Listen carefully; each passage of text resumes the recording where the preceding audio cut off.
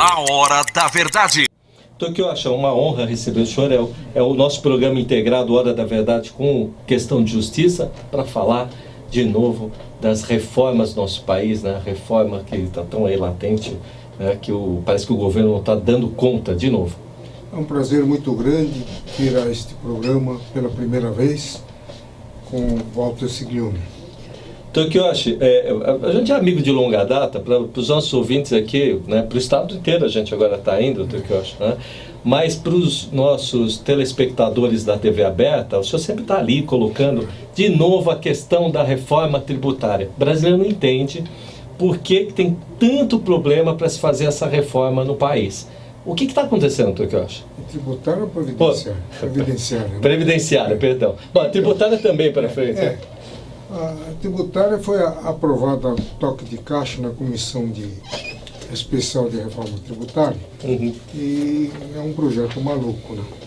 Bom, a reforma da Previdência, ouve-se falar nela desde a campanha eleitoral. Uhum. Todos os candidatos falavam em reforma da Previdência como única forma de salvar essa instituição do colapso total que levaria à desgraça de milhões de beneficiários. Pois é. Só que nenhum deles adiantavam os pontos cardeais dessa reforma.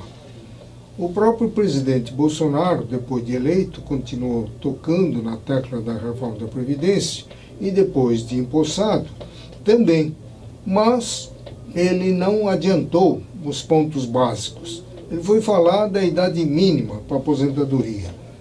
Imediatamente foi contestada por 2 de seus subordinados, o que é um negócio muito grave, né? Porque isso coloca em risco a credibilidade do presidente da República, ofusca sua imagem, o que não é bom para o país. Né?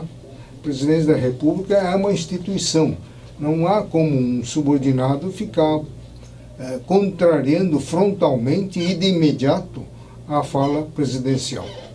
Mas o que se está falando hoje é que vai mexer em alguns pontos que está dando um prejuízo muito grande para a Previdência. Não é? Um dos pontos seria diminuir o montante do valor acumulado entre a aposentadoria, os proventos da aposentadoria e a pensão. Não é? Isso já estava no projeto original do governo Michel Temer. Esse projeto, eu diria que ele reveste de um fundo de razoabilidade, porque se a pessoa já está aposentando, depois já está aposentado, depois o marido morre e vira pensionista, aí acumula 2 benefícios, não é? Sendo certo que as despesas de casa vai diminuir, porque é uma boca menos para alimentar. Então, não tem muita lógica essa acumulação. Esse ponto eu concordo.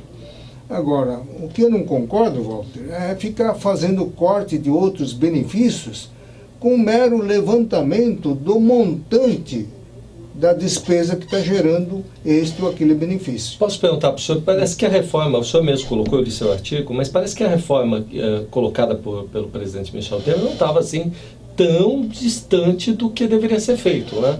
Eu acho que era a melhor proposta de reforma que surgiram nos últimos tempos. Porque se você quiser combater o déficit previdenciário de verdade, você tem que ir atacar na base, no centro, no núcleo. E qual é esse centro? É a existência paralela de 2 previdências, a pública e a privada. A pública que proporciona uma aposentadoria com o valor integral do olerite do último mês. Hoje está dando 39.400.000. Coisa louca. E a privada, o trabalhador pode estar ganhando 30 mil, 40 mil, 50 mil. Ele vai se aposentar com 5.566,38 centavos, que é o teto de aposentadoria do setor privado. A diferença é brutal e a injustiça salta aos olhos. Não é? Por que o trabalhador tem que ser tratado diferentemente de um servidor público que presta o serviço? O trabalhador produz riqueza e o outro presta serviço. Atividade meio e o outro desempenha atividade fim. Então não deveria haver essa distinção. Agora, eu tenho certeza absoluta, o que está causando mais prejuízo na Previdência é o setor público, e não o setor privado. Tá?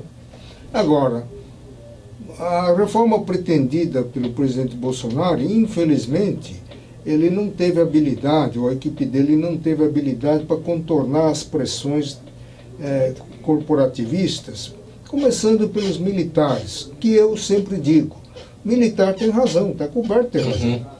A função que o militar exerce, defensor da pátria, da lei, da ordem, garantia dos poderes constitucionais, sem hora extra, sem poder sindicalizar, regime de prontidão em qualquer eventualidade, ficando segregado da sua família, quartelado por dias, semanas, às vezes meses.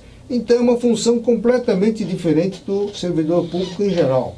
Então que eles caiam fora dessa unificação, dá para entender. Agora os bombeiros militares e polícia militar também quer uma equiparação com o militar das Forças Armadas, porque a Constituição fala que eles são considerados reserva do Exército. Mas reserva do Exército não quer dizer militar. Entendi. Eu sou reservista de primeira categoria. Nos primeiros 5 anos, após a minha baixa, eu era considerado da reserva do Exército, mas não era militar. Então, o fato de ser da reserva do Exército não pode ostentar a qualificação de militar que a Constituição Federal define como sendo exclusivamente aqueles integrantes das Forças Armadas, isto é, Exército, Marinha e Aeronáutica.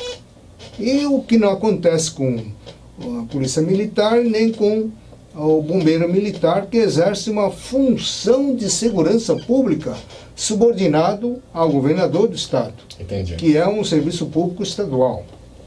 Tem até a questão da unificação da Previdência, das duas, né, da privada e da pública, mas como o senhor está falando, a pública tem aí um déficit muito maior, né? O pessoal não entende muito, eu também não consigo entender, quando eu falo assim, acho que a última estatística era, o governo está com um déficit de 138 bilhões de reais.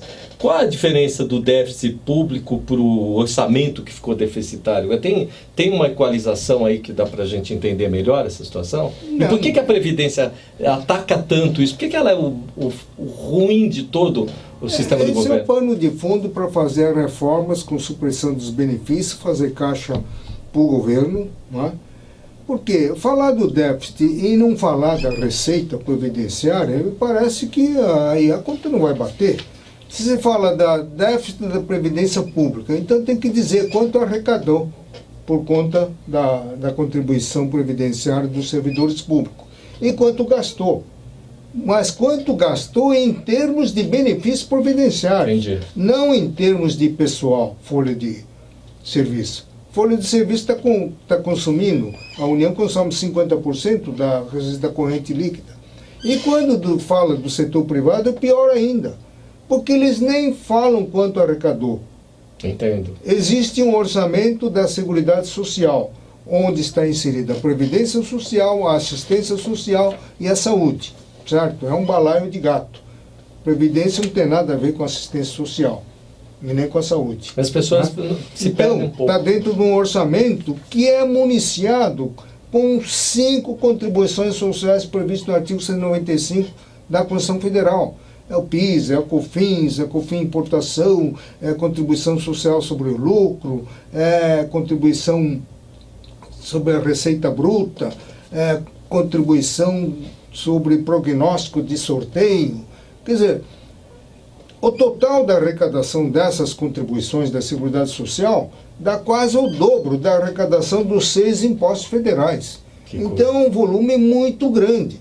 Então tem que dizer quanto arrecadou, e desse bolo todo, que é da Seguridade Social, quanto foi para a Previdência Social, e quanto foi para a saúde, e quanto foi para a assistência social. E mais ainda, a União tem que participar com recursos próprios do Tesouro Nacional nesse orçamento de seguridade social, porque é uma contribuição tripartida, empregado, empregador e governo. Uhum. Então, desse orçamento da Seguridade Social, representando as verbas próprias da União, que vai para esse orçamento, qual é o valor, qual é o percentual que tocou a Previdência Social? Pois é, Ninguém esclarece isso. Se você não sabe quanto que entrou nos cofres da Previdência Social, ficar falando em déficit, não dá para entender. E mais ainda, até há 2 anos, Walter, já falei isso no seu programa lá na questão de justiça, constitucionalmente eram religiosamente desviado mensalmente 20% da contribuição previdenciária que formava a DRU. Há 2 anos atrás, fizeram uma ressalva. O dinheiro da Previdência Social não entra na composição da DRU. Em compensação, a DRU, o que eles fizeram?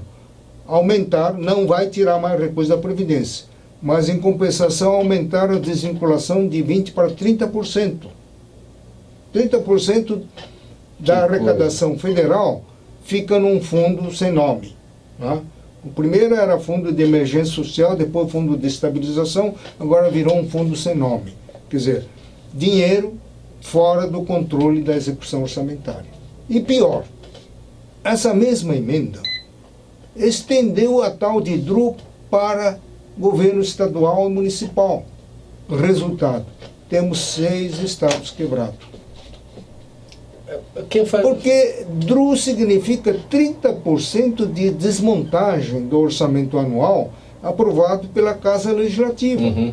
Sem elemento de despesa, como é que você vai fiscalizar e controlar a execução orçamentária? Quem controla? Entendeu? Não tem como. Então, se você não ataca esses aspectos, fica aí repetindo, feito papagaio, precisa fazer reforma previdenciária, senão vai quebrar, muita gente vai ficar sem receber, isso não resolve. Tem que descobrir a causa do déficit. E eu estou sabendo que o governo Bolsonaro já identificou milhares de fraudes na Previdência Social. Pois é. Existem aposentados fantasmas, pensionistas fantasmas, entendeu? Assim como existe na área da assistência social, Bolsa Família, você sabe que tem milhares e milhares de defuntos bem enterrados que estão recebendo. Verdade. Entendeu? Assessores parlamentares estão recebendo. Aqueles que fizeram a doação de campanha estão recuperando aos poucos via Bolsa Família. Tem gente até fora do país recebendo Bolsa Família, né? Então, se você não faz o diagnóstico das causas do déficit, não adianta ficar fazendo reforma para diminuir benefícios.